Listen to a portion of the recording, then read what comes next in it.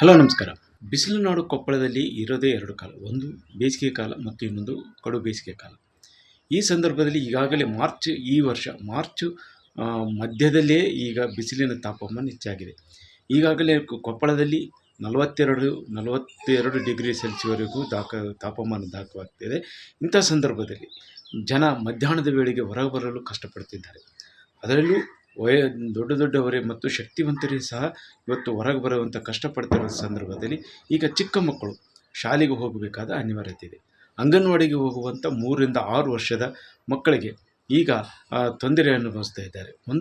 ಒಂದು ಕಡೆ ಬಹುತೇಕ ಕೊಪ್ಪಳ ಜಿಲ್ಲೆಯಲ್ಲಿ ಇರುವಂಥ ಅಂಗನವಾಡಿಗಳಲ್ಲಿ ಕೆಲವೊಂದಿಷ್ಟು ಸ್ವಂತ 1950 ಅಂಗನವಾಡಿಗಳಲ್ಲಿ ಸುಮಾರು 600 ಅಂಗನವಾಡಿಗಳಿಗೆ ಸ್ವಂತ ಕಟ್ಟಡ ಇಲ್ಲ.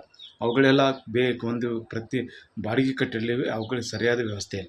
ಮತ್ತು ಇರುವಂಥ ಅಂಗನವಾಡಿಗಳಲ್ಲಿ ವಿದ್ಯುತ್ ಸಮಸ್ಯೆ ಇದೆ, ಜೊತೆಗೆ ಫ್ಯಾನ್ಗಳು ಸಹ ಸಮಸ್ಯೆ ಇದೆ. ಇಂಥ ಸಂದರ್ಭದಲ್ಲಿ ಚಿಕ್ಕ ಮಕ್ಕಳು 3 ರಿಂದ 6 ವರ್ಷದ ಮಕ್ಕಳು ಇವತ್ತು ಅಂಗನವಾಡಿಗಳಿಗೆ ಬರ್ತಾರೆ. ಅಂಗನವಾಡಿಗೆ ಬಂದಿರುವಂಥ ಮಕ್ಕಳಿಗೆ ಇಲ್ಲಿ ಮುಂಜಾನೆ 9:30ಯಿಂದ ಸಂಜೆ 4 ಗಂಟೆವರೆಗೂ ಅವರು ಅಂಗನವಾಡಿಯಲ್ಲಿ ಇರಬೇಕು.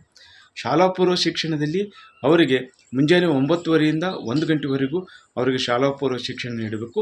1-1:30 ನಂತರ ಅವರನ್ನು 4 ಗಂಟೆವರೆಗೂ ಸಹ ಅವರನ್ನು ಮಲಗಿಸುವಂಥ ವ್ಯವಸ್ಥೆ ಇದೆ. ಇದು ಸರ್ಕಾರದ ನಿಯಮ ಪ್ರಕಾರ ಆಗಿದ್ದರೆ ಈಗೇನು ಭರ್ಜರಿಯಾಗಿರುವಂಥ ಬಿಸಿಲು ಏನಿದೆ, ಈ ಬಿಸಿಲಿನ ತಾಪಮಾನಕ್ಕೆ ಮಕ್ಕಳು ಹಾಜರಾತಿ ಕಡಿಮೆಯಾಗಿದೆ. ಇರುವಂಥ ಅಂಗನವಾಡಿ ಶಿಕ್ಷಕರು ಹೇಳುವ ಪ್ರಕಾರ ಒಂದು ಅಂಗನವಾಡಿಯಲ್ಲಿ 36 ಜನ ದಾಖಲಾಗಿದ್ದರೆ ಅಲ್ಲಿ ಹಾಜರಾತಿ ಈಗಾಗಲೇ ಅರ್ಧದಷ್ಟು ಅಂದರೆ 20-22 ಮಕ್ಕಳು ಬರ್ತವೆ. ಕೆಲವೊಂದು ಮಕ್ಕಳು ಇನ್ನೂ ಬರದೇ ಇರುವಂತೆ ಇದೆ.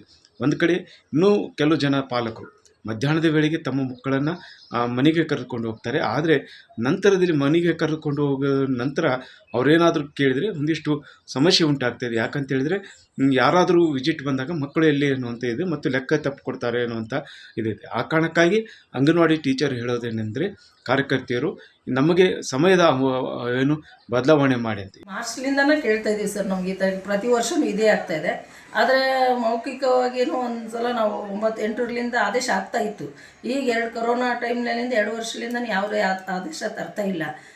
ಯಾಕಂದರೆ ಗೌರ್ಮೆಂಟ್ ಎಂಪ್ಲಾಯರ್ಗೂ ಇಲ್ಲ, ಮಕ್ಳಿಗೂ ಇಲ್ಲ. ಇಲ್ಲಿ ಎಲ್ಲ ಪ್ರೈಮರಿ ಸ್ಕೂಲ್ಗಳೆಲ್ಲ ರಜೆ ಕೊಟ್ಬಿಡ್ತಾರೆ ಸರ್. ಇವು ನಮ್ಮ ಚಿಕ್ಕ ಮಕ್ಕಳು 3 ರಿಂದ 6 ವರ್ಷದ ಮಕ್ಕಳು ಭಾಳಷ್ಟು ಬಿಸಿಲಿರೋದು. ಈಗ ಇದು ಹಾಜರಾತಿಯಲ್ಲಿ ಕುಂಠಿತವಾಗ್ತಾ ಇದೆ ಸರ್. ಮಕ್ಕಳು ಬರ್ತಾ ಇಲ್ಲ ಸರಿಯಾಗಿ. ನಾವು 20-30 ಇದ್ದಲ್ಲಿ 8, 6, 9, 17, 16 ಈ ಥರ ಬರ್ತವೆ. ನನ್ವೇ 46 ಮಕ್ಕಳಿದ್ರೆ 26, 25 ಈ ಥರ ಬರ್ತವೆ. ಅರ್ಧಕ್ಕರ್ಧ ಕಮ್ಮಿ ಆಗ್ತಾ ಇದೆ ಸರ್ ಬಿಸಿಲಿಗೆ. ಅದಕ್ಕೆ 1:30 ತನಕ ಅವಕಾಶ ಇದೆ ಸರ್ ನಮಗೆ. 9:30ರಿಂದ 1:30 ತನಕ ಶಾಲಾ ಪೂರ್ವ ಶಿಕ್ಷಣ ಇದೆ. ಅದನ್ನು ನಾವು ಮಾಡಿಸ್ಬಿಟ್ಟು ಊಟ ಮಾಡಿಸಿ ಮಕ್ಕಳಿಗೆ ಕಳಿಸಿದರೆ, ಯಾಕಂದ್ರೆ ಮಲಸುವಂಥ ಸಮಯ ಸರ್ 1:30ರಿಂದ. ಅದಾದ ನಂತರ ನಮ್ಮ ಕಾರ್ಯಕರ್ತರಿಗೆ ಮತ್ತು ನಾವು ಏನಿದ್ದೀವಲ್ಲ ಮನೆ ಭೇಟಿಗಳು ಮಾಡಬೇಕಂತ ನಾವು ಕಾರ್ಯಕರ್ತರು ಸಹಾಯಕರು 4 ಗಂಟೆವರೆಗೆ ಇರ್ತೀವಿ ಸರ್. ಮಕ್ಕಳಿಗೆ ಅವಕಾಶ ಮಾಡಿಕೊಡ್ಲಿ ಅಂತ ಕೇಳ್ತಾ ಇದ್ದೀವಿ ಸರ್ ನಾವು. ಯಾಕಂತೇಳಿದರೆ ಇಲ್ಲಿರುವಂಥ ಬಿಸಿಲು ಮಧ್ಯಾಹ್ನದ ಆರೋಗ್ಯ ಇಲಾಖೆ ಹೇಳಿರುವ ಪ್ರಕಾರ ಮಧ್ಯಾಹ್ನದ ವೇಳೆ 12ರಿಂದ 3 ಗಂಟೆವರೆಗೆ ಎಷ್ಟು ಸಾಧ್ಯವೋ ಅಷ್ಟು ಮನೆಯಲ್ಲೇ ಇರಲಿ, ಹೊರಗೆ ಬರೋದು ಬೇಡ ಅನ್ನಂತಿದೆ.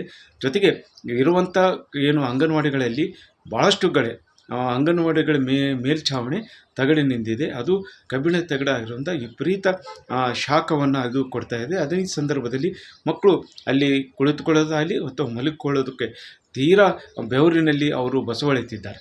ಇಂಥ ಸಂದರ್ಭದಲ್ಲಿ ಸಮಯವನ್ನು ಬದಲಾವಣೆ ಮಾಡಿ ಅವರಿಗೆ ಮುಂಜಾನೆ 8 ಗಂಟೆ 8:30 ನಂತರ 1 ಗಂಟೆಗೆ ಬಿಟ್ಟು ಕಳಿಸ್ರಿ. ಆದರೆ ನಾವು ಅಂಗನವಾಡಿ ಕಾರ್ಯಕರ್ತರು ಮತ್ತು ಸಹಾಯಕರು ಸರ್ಕಾರದ ಯೋಜನೆಗಳಿವೆ, ಆ ಯೋಜನೆಗಳನ್ನು ನಾವು ಪೂರ್ಣಗೊಳಿಸ್ತೀವಿ. ಅವ್ರಿಗೆ ಬೇಕು ಮುಂಜಾನೆ ಮಲಗಿಸುವ ಹೇಳಿದರೆ ಅದನ್ನು ಪಾಲಕರಿಗೆ ಕಳಿಸ್ರಿ ಅನ್ನೋದು ಅವ್ರ ಒತ್ತಾಯ. ಆದರೆ ಇದಕ್ಕೆ ಸರ್ಕಾರದಿಂದಲೇ ಅದು ಆದೇಶ ಹೋಗಬೇಕಾಗಿದೆ. ಮತ್ತು ಪಾಲಕರು ಹೇಳೋದಂತೇಳಿದರೆ ಈ ಬಿಸಿಲಿನ ತಾಪಮಾನದಲ್ಲಿ ಚಿಕ್ಕ ಮಕ್ಕಳನ್ನು ಕಳಿಸೋದೇ ಕಷ್ಟ ಆಗ್ತಾಯಿದೆ. ಇಂಥ ಸಂದರ್ಭದಲ್ಲಿ ಸಮಯವನ್ನು ಬದಲಾವಣೆ ಮಾಡಿ ಅನ್ನೋಂಥ ಒತ್ತಾಯ ಇದೆ. ಬಿಸಿಲಿನ ತಾಪಮಾನ ಈ ಮೇ ತಿಂಗಳು, ಏಪ್ರಿಲ್ ತಿಂಗಳು ಜಾಸ್ತಿ ಆಗುತ್ತೆ ಸರ್ ಇಲ್ಲಿ. ಹಂಗಾಗಿ ಮಕ್ಕಳಿಗೆ ಇಲ್ಲಿ ಸ್ಕೂಲ್ನಾಗ ಕುಂದ್ರಕ್ಕೆ ತೊಂದರೆ ಆಗುತ್ತೆ ಸರ್. ಸ್ವಲ್ಪ ಅವ್ರಿಗೆ ಜಲ್ದಿ ಕಳಿಸಿದ್ರೆ ಮನೆಗೆ ಹೋಗಿ ಅವ್ರು ಸ್ವಲ್ಪ ರೆಸ್ಟ್ ಮಾಡ್ತಾರೆ ಸರ್. ಇಲ್ಲಾಂದ್ರೆ ಇಲ್ಲಿ ಗುಡ್ಡ ಹತ್ತಿರ ಇರೋದ್ರಿಂದ ಭಾಳ ಬಿಸಿಲಿನ ತಾಪಮಾನ ಜಾಸ್ತಿ ಆಗಿ ಊಟ ಬಿಡಿಸ್ತಾರೆ ಸರ್. ಹಂಗಾಗಿ ಅವ್ರಿಗೆ ಸ್ವಲ್ಪ ಜಲ್ದಿ ಬಿಡಬೇಕು, ಅನುಕೂಲ ಆಗುತ್ತೆ ಸರ್. ಈ ಕುರಿತು ಜಿಲ್ಲಾಧಿಕಾರಿಗಳನ್ನು ಸಹ ಕೇಳಿದರೆ ಅವರು ಸಹ ಅದನ್ನು ಅಷ್ಟು ಗಂಭೀರವಾಗಿ ತೆಗೆದುಕೊಳ್ಳದೆ ಇಲ್ಲಿ ಕೆಲವು ಪಾಲಕರು ಮನೆ ಅಂಗನವಾಡಿ ಇರಲಿ ಅನ್ನೋಂಥ ಮಾಹಿತಿ ಕೇಳ್ತಾರೆ ಅನ್ನೋಂಥ ಒಂದು ಕಡೆ ಆಗಿದ್ದರೆ, ಅಂಗನವಾಡಿ ಮಕ್ಕಳಿಗೆ ಈಗ ಸುಮಾರು ಜನ ಅಂಗನವಾಡಿಯಲ್ಲಿ ನಮ್ಮ ಮಕ್ಕಳು ಇದ್ದರೆ ನಾವು ಕೆಲಸಕ್ಕೆ ಹೋಗ್ತೀವಿ ಅಂತ ಹೇಳಿ ಸುಮಾರು ಮಹಿಳೆಯರಿಗೆ ಇರ್ತದೆ, ಕರೆಕ್ಟ್. ಸೊ ಅವರಿಗೆ ನಾವು ಇಲ್ಲ ಇದೇ ಟೈಮಲ್ಲಿ ಕೊಡ್ತೀವಿ, ಆ ಟೈಮಲ್ಲಿ ಕೊಡಂಗಿಲ್ಲ ಅಂತ ಹೇಳಿ ಮಾಡಲಿಕ್ಕೆ ಹೋದರೆ ಮತ್ತೆ ಅವ್ರಿಗೂ ಕಷ್ಟ. ನಮ್ಮ ಅಂಗನವಾಡಿಯಲ್ಲಿ ಬರ್ತಾ ಇರೋದು ಮಕ್ಕಳು ದೇ ಆರ್ ನಾಟ್, ಅವರು ತುಂಬ ಬಲಿಷ್ಠ ಫ್ಯಾಮಿಲಿಯಿಂದ ಬರ್ತಾ ಇದ್ದಾರೆ ಅಂತ ಹೇಳಿ ನಾವು ಹೇಳೋಕ್ಕಾಗೋದಿಲ್ಲ.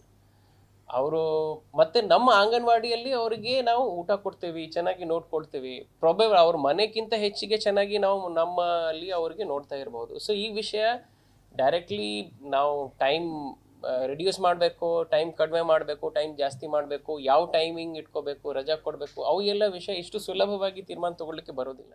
ಜೊತೆಗೆ ಸರ್ಕಾರ ಮಟ್ಟದಲ್ಲಿ ಇದಕ್ಕೆ ನಿರ್ಧಾರ ಆಗಬೇಕಾಗಿದೆ.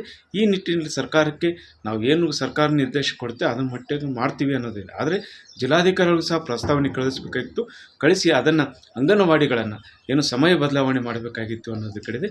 ಆದರೆ ಕುರಿತು ಒಂದು ಗಂಭೀರವಾತೆಯನ್ನು ತೆಗೆದುಕೊಂಡ್ರಾಗ ಮಾತ್ರ ಮಕ್ಕಳು ಏನು ಈ ಬೇಸಿಗೆ ಅವಧಿಯಲ್ಲಿ ಮಕ್ಕಳನ್ನು ಆರೋಗ್ಯ ಸಮಸ್ಯೆ ಆಗದಂತೆ, ಮಕ್ಕಳು ಅದರಲ್ಲೂ 3 ರಿಂದ 6 ವರ್ಷದ ಚಿಕ್ಕ ಚಿಕ್ಕ ಮಕ್ಕಳು ಏನಿದ್ದಾವೆ ಅವುಗಳ ಗಂಭೀರತೆಗೆ ಏನು ಆರೋಗ್ಯದ ದೃಷ್ಟಿಯಿಂದ ಈ ಸಮಯ ಬದಲಾವಣೆ ಮಾಡೋದು ತೀರಾ ಅವಶ್ಯಕತೆ ಆಗಿದೆ. ಈ ನಿಟ್ಟಿನಲ್ಲಿ ಮುಂದಿನ ದಿನಗಳಲ್ಲಾದರೂ ಸರ್ಕಾರ ಒಂದು ಆದೇಶ ಹೊರಡಿಸಿ, ಏನು ಕಳೆದ ವರ್ಷವೂ ಸಹ ಇದೇ ರೀತಿ ಆರಂಭದಲ್ಲಿದ್ದಾಗ ಮುಂದೆ ಅವರಿಗೆ ಸಮಯವನ್ನು ಬದಲಾವಣೆ ಮಾಡಿದ್ರು, ಅದೇ ರೀತಿ ಈ ವರ್ಷವೂ ಸಹ ಸಮಯ ಬದಲಾವಣೆ ಮಾಡಿ ಅನ್ನೋದು ಇಲ್ಲಿಯ ಜನರ ಅಭಿಪ್ರಾಯವಾಗಿದೆ. ಶರಣಪ್ಪ ಚಲಪೂರ್, ನ್ಯೂಸ್ 18 ಕೊಪ್ಪಳ.